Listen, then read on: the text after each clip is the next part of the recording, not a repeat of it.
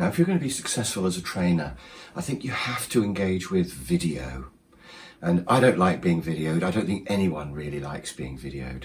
But I think there are 3 types of video that you will have to get involved with. But don't worry, they're all doable. And the first one is some live footage of you actually presenting to a group. And this could be presenting to either a small group or a large group at a conference. And I would definitely recommend getting some footage of you presenting to a large group if you possibly can, even if most of your work is small group work, as mine is, because somebody who can talk to a small group might not be able to do a large one, where somebody who can talk to a large group can definitely do small group work as well. So the large group video is really impressive if you can get it. And you can't fake it. So you can probably fake photos of you talking to an audience, but video of you talking to a large group cannot be faked, and it's priceless. So we really want to get a bit of footage of you strutting around in front of them, gesticulating, putting out the occasional joke, and everybody laughing, everybody hanging on your every word. If you can just get maybe 20 seconds of that, that would be fantastic. So record a whole talk, find the 20-second moment where everybody laughs, they're all leaning in, and that is really priceless. And so if you're going to do a talk to a large audience at any point in the future, make sure you film it. There's been a couple of talks I've done that have gone really well to a big audience in a really attractive room as well, and I didn't video them, and I really regret that. Now, why do we need this? Well, it's for your website. That's where it's got to be. And you could call it a showreel. I think showreels are a bit of a fancy word, especially if you're going to do small group work. You don't really need a showreel, but a bit of video of you presenting to other people would look really good on your website. And while I'm on that, just one other technical detail that might interest you. Ideally, you would record it with 3 cameras.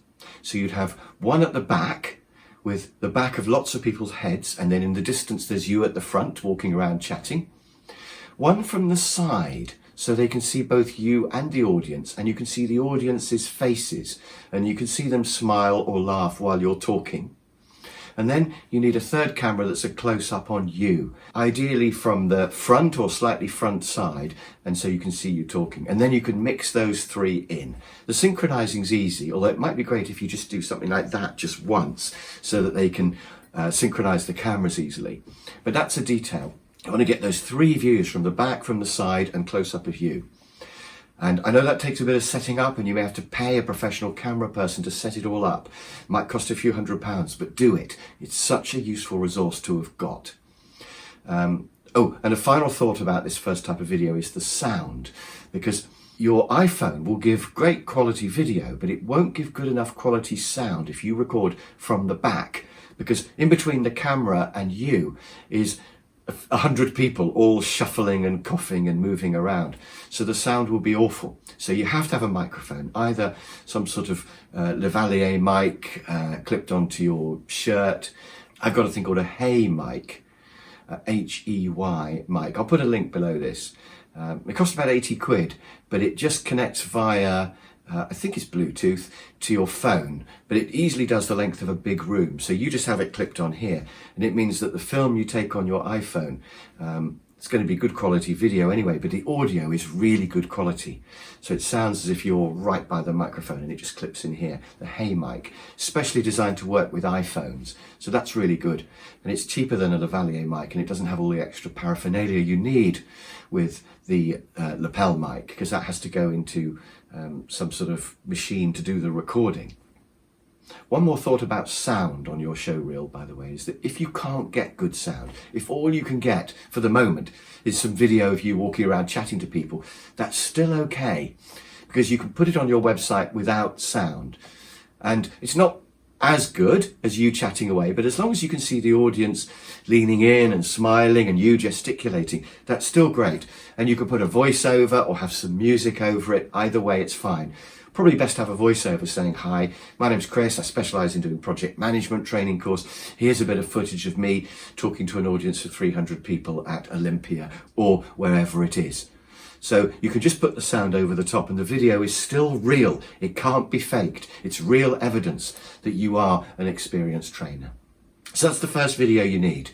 some video of you in action. The second type of video is YouTube video. So this is you just talking to a camera like I'm doing now. It could be sitting down, it could be standing up, it could be quite informal.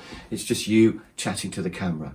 And an iPhone is absolutely fine for this. It gives really good quality video, especially if you don't have it on selfie mode, if you have it on proper front camera. So as I record this, I've got the proper front camera facing me, and I've got a little mirror behind it so that I can make sure I'm just more or less lined up in shot if you don't have anyone to help you. So you just stick it on a tripod, and then you have a mirror behind it so you can just make sure you're in the shot, and then you do it. Now, why do we need YouTube video? Because YouTube is really B2C, isn't it? It's not B2B, which is what we're trying to do. We're trying to sell training to companies. But there's two reasons why you need YouTube video. The first one is credibility, because when you hear about a new trainer, how do you check them out? And you'll go to their website, but you'll also probably have a look on YouTube. And if they've only got 3 videos on there, or the videos have only had 3 views, then you think, well, you know, are they even real? Are they established? They're not really a big player. So you want to go to YouTube and find 50 videos and a few thousand views. And to get a few thousand views and a few thousand followers, you have to regularly post on YouTube. But I think for credibility, it's really important. The other reason is for SEO, because Google loves YouTube. So if you've got a YouTube video on something like how to design a training course, if anybody searches for how to design a training course, you'll come up on page 1 on Google. So the title of YouTube videos, and to a lesser extent the text and the tags, have a big effect on your search engine optimization. So you need that. And of course, it's a bit of work to film these videos, but you can multi-purpose them. So you can use them for LinkedIn posts, and you can use them for blog posts as well. So those YouTube videos have to be made. They only need to be a couple of minutes long, so don't worry, you've got enough material to make maybe 50 to 100 YouTube videos. And then you can use Buffer to post them once a week or twice a week. And then you can be regularly posting for a year or 2 years on YouTube. Now finally, the third type of video that I think you'll need, it's not as essential as the other two, but I think you'll need, is ones that you can sell. So these are recorded with a really proper camera, a really great microphone, in a room with ideally a blank wall behind you. And the reason for the blank wall is that we're going to put bullet points up next to you as you talk. So we're making a real proper online training course. And these are to be sold on udemy.com. You can also put them on YouTube, of course, and you can put them on your website, but they're going to look really professional. You probably will hire a proper camera person to do this for you. You'll have lighting from both sides, soft lighting, and as I mentioned, a really good mic, probably a rifle mic, one of those gunshot mics, I think they're also called, just slightly out of shot. So pointing right at you, so you sound really good. And then have it all properly edited and make sure it looks really, really professional. You can sell it on Udemy, but you can also sell it as part of your overall package. So you can get people to do perhaps a bit of pre-work and they can watch some videos before you get there, or you can sell them as revision videos. So after you've done your training session, for a few extra £100, they can have revision videos that perhaps you send them once a week, or perhaps you sell it as a whole package so they can revise the subject again. In the comfort of their own office.